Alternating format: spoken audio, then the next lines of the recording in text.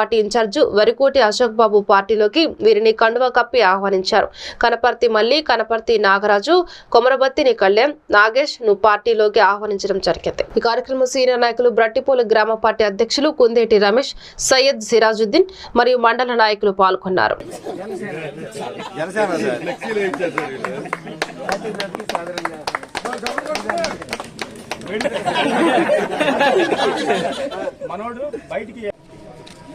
ఈరోజు వేమూరు నియోజకవర్గం